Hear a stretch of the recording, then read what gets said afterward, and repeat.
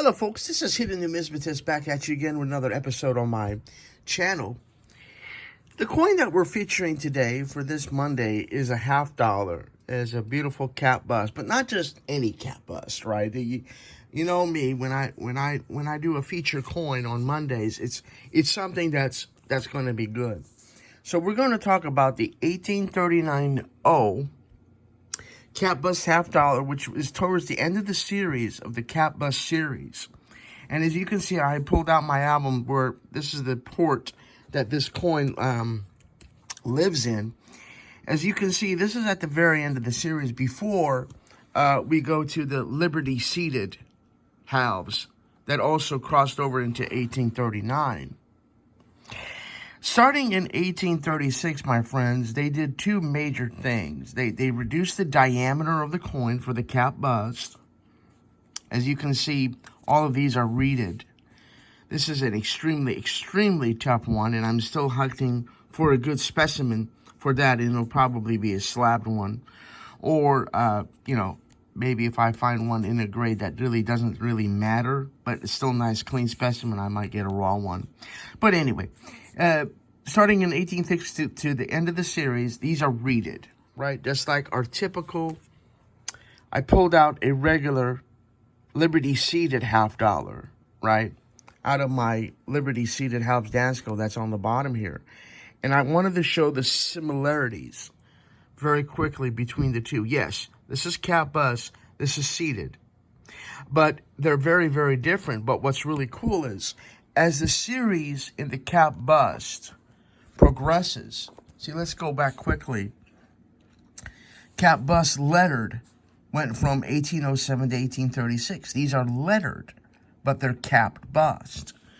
And then we go to after 1836.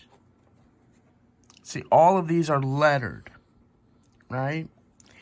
And then we get to towards the end of the series where from 36, see, this is lettered. That's a nice variety. These are reeded. So I want to, and this is the mint that New Orleans, because all these others also, my brothers and sisters, are Philadelphia strikes. Cap bust are Philadelphia. But in 1839, the New Orleans mint said, "Hey, excuse me, I'd like to strike one too." So in 1839, we had Philadelphia, we had Mother Mint, and the New Orleans mint kicked in and struck this beautiful coin, and it is a key. This 1839 is a very, very desirable coin. It is considered a serious key date, not as much as a key date as this one, but many of these are keys, especially these two. This being the number one key, if you will, and then this one. And there are others here and there throughout the series that are a little bit more desirable. But I wanted to go over this with you today on this Monday for you. The New Orleans Mint received dies dated 1838 for $50, but only a few pieces were coined with them later that year or early the next. These coins were not intended for circulation, folks, and the first general emission was dated 1839. This was itself a fairly small mintage for the period, reference books being in disagreement as the actual total. And I'll get to that in a minute. Krause Publications and the Dick Graham book used a traditional figure of 170,000 plus pieces, while the Whitman gives a total of just 116,000 struck out of New Orleans for 1839. But see, the both numbers imply a fairly scarce issue, while actual experience confirms this. While not rare, this date is almost found well-worn. This date mintmark is always found well-worn. And I kind of disagree with that. This is a very desirable coin. It's not impossible to find this date, but you don't see it.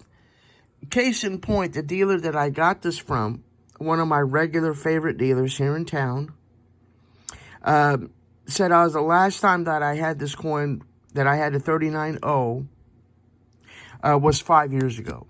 So, like I said, 5 years is quite enough time for a coin to be considered an important coin when you have a major dealer who knows what he's doing, having a specimen that you need from New Orleans. So it is a desirable coin. I don't completely agree with the third-party experts on this and how they do the wording on these.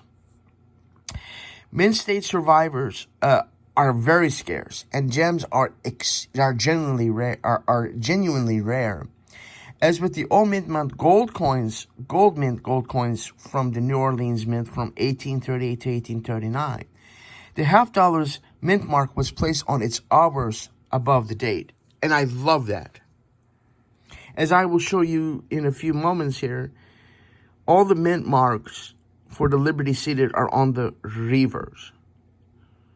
But for this one, for the cap bust, the last year, they put that beautiful New Orleans mint mark on the obverse. I love that. I'm so glad that they didn't put it down here, where we typically would see either New Orleans, Carson City.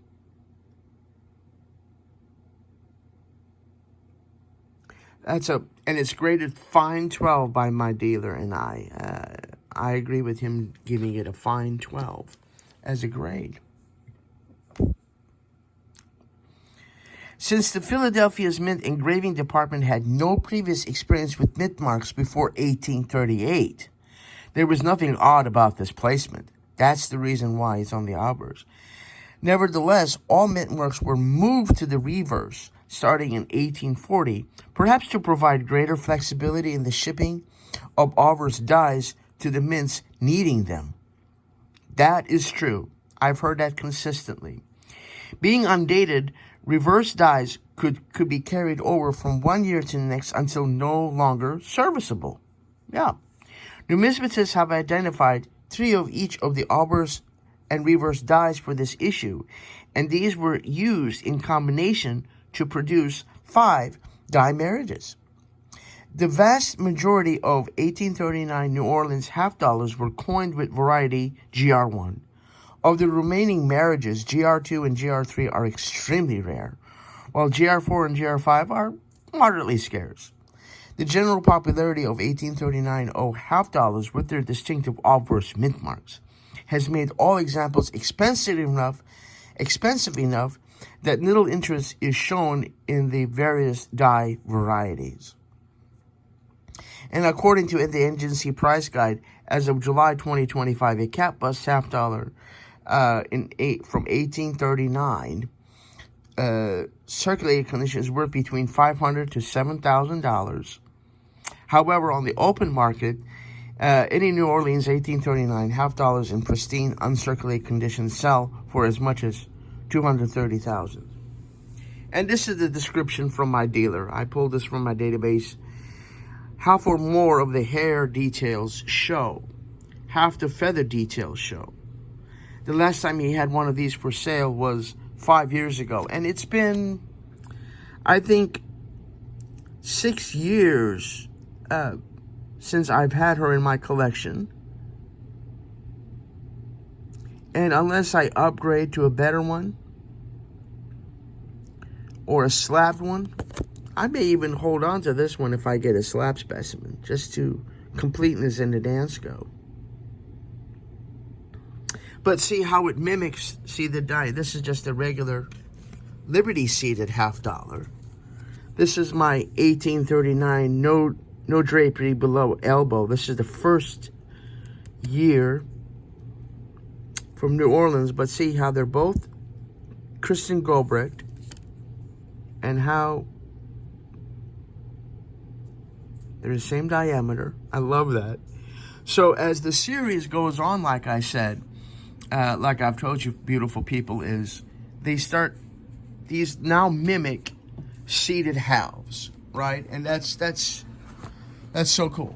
Christian Gobrecht did a beautiful, because we know that he did a beautiful job, because we know that seated coinage was done our brother Christian Gobrecht, and how you see similarities between the Liberty seated and the kappas, especially clearly on the reverse, where this is the seated design because liberty is literally seated.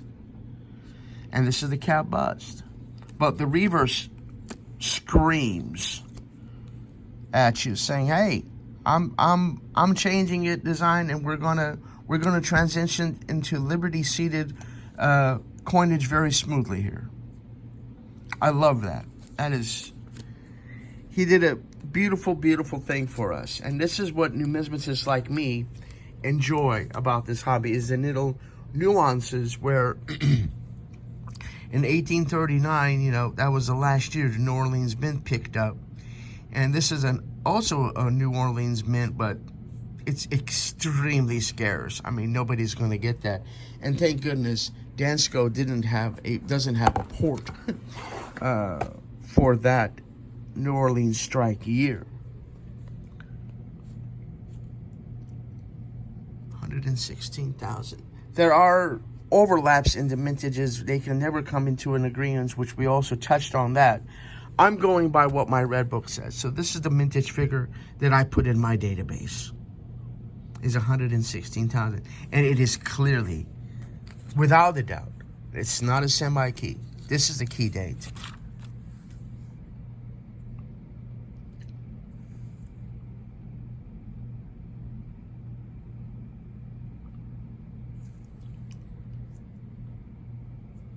This is how they touch on the New Orleans Mint kicking in. For the cap bust reeded edge that went from 1836 to 1839. As we know, the designer is Christian Gobrecht. The edge is reeded. The diameter is 30 millimeters. The weight is 13.36 grams, 13.36 grams.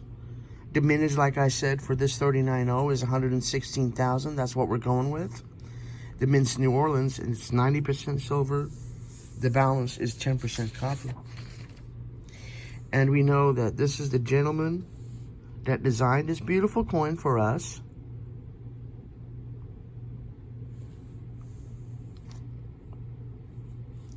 And he's a coin designer and engraver of the Liberty seated coins and the Gobrecht.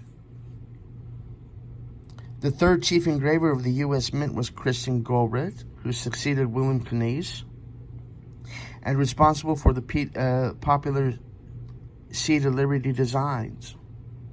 And he was born in 1785. He did a beautiful job.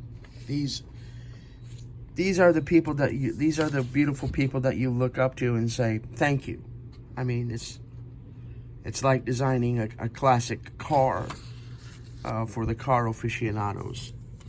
And I'm very thrilled and very happy to have her, because all I need is a nice Philadelphia reeded edge cap bust. And this set will be done. So, those of you that are doing the early halves, the cap bust halves, this is definitely a year that you want. Beautiful, beautiful coin. So that's the coin that we're featuring today, this Monday, folks.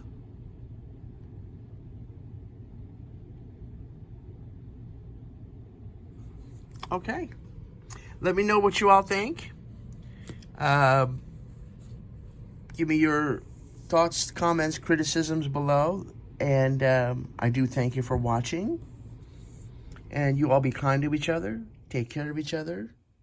Have a beautiful week. And most importantly, may God bless you all. Bye-bye.